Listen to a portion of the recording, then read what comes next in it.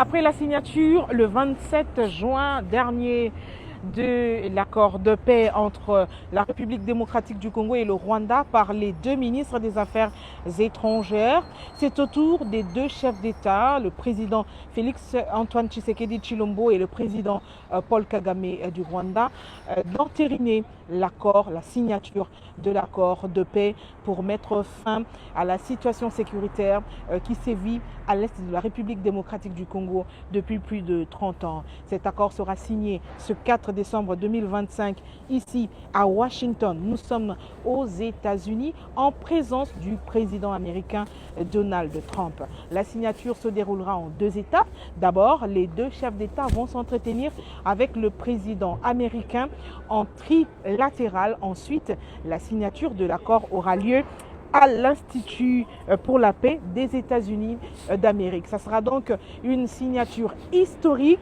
7 chefs d'État ont marqué leur présence ici, vont marquer leur présence ici aux États-Unis. Il s'agit du président du Togo, comme vous le savez, facilitateur, du président de l'Angola, du Kenya, du Qatar, du Burundi, mais également du président des Émirats arabes unis, de l'Ouganda, je le disais, et du président de la Commission de l'Union européenne. La République démocratique du Congo et le Rwanda vont donc se mettre d'accord pour que la situation sécuritaire dans l'Est se rétablisse. Et comme vous le savez, le principe ne change pas. Dans cet accord, il est dit noir sur blanc qu'il faut respecter l'intégrité territoriale de la République démocratique du Congo. Il y a notamment la question du désengagement et intégration des groupes armés. Cet accord de paix règle également la question des multiples Congolais qui se sont réfugiés dans les pays voisins de la République démocratique du Congo. À Washington, plusieurs journalistes ont fait le déplacement pour être témoins de cet événement qui va donc marquer un pas important dans la résolution de cette crise sécuritaire à l'est de la RDC. Je me retrouve en face de Simeon Issako, qu'on ne présente plus, que vous connaissez. Simeon, à travers ses analyses, bonjour.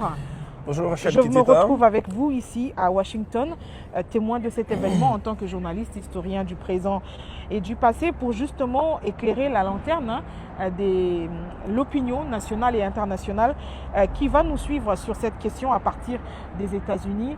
Monsieur Simeon Issako, pourquoi vous, en tant que journaliste, est-ce que c'est important pour vous d'être témoin de cet événement? Vous savez Rachel, nous sommes journalistes.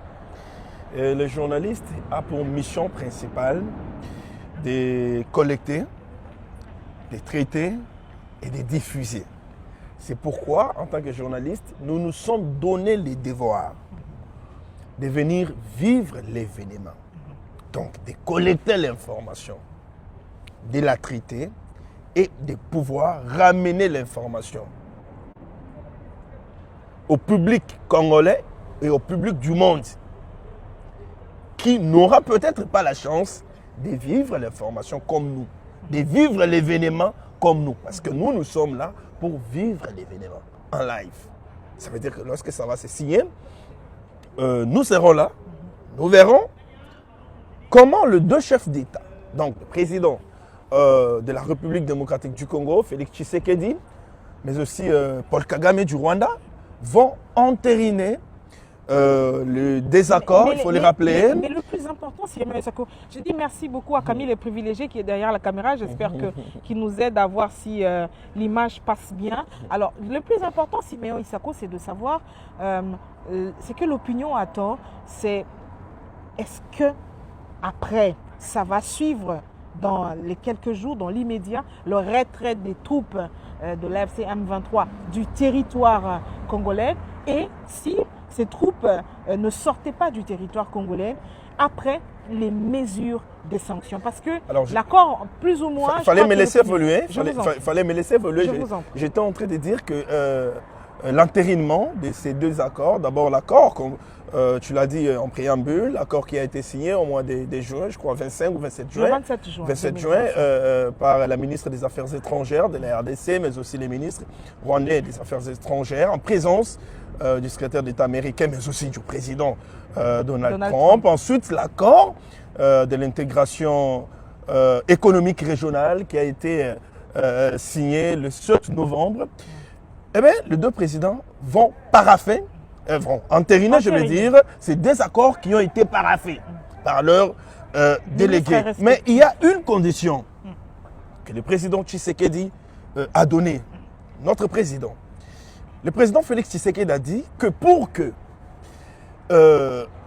cet accord ou ces accords qui seront entérinés puissent entrer en application, il y a la condition du retrait ipso facto des troupes rwandaises du territoire congolais. Ils doivent se retirer. Parce que dès lors que l'accord est entériné, signé, ils n'ont plus la raison d'être sur le sol congolais. Pourquoi l'armée rwandaise va encore rester sur le sol congolais alors qu'il y a déjà un accord qui a été signé? Parce que dans cet accord, nous retrouvons des mesures, nous retrouvons des principes de collaboration et consorts. Le principal problème qui pousse aujourd'hui le Rwanda à être sur le territoire congolais, c'est un problème économique. Dès lors que les accords ont résolu ce problème économique, plus rien ne justifie alors leur présence sur le territoire congolais. Pourquoi ils vont demeurer? C'est pourquoi le président Tshisekedi a dit, dès lors que l'accord est entériné, ils doivent quitter. S'ils quittent, j'applique l'accord. Parce que la signature, c'est déjà une garantie que le président Tshisekedi donne au monde. Mais aussi, c'est un gage de bonne foi pour lui. J'ai la bonne foi de faire développer la sous-région. C'est pourquoi, vous verrez, la symbolique même de cet événement, vous verrez l'importance de cet événement. 8 chefs d'État seront présents. 7, si je ne me trompe pas. 7 seront présents.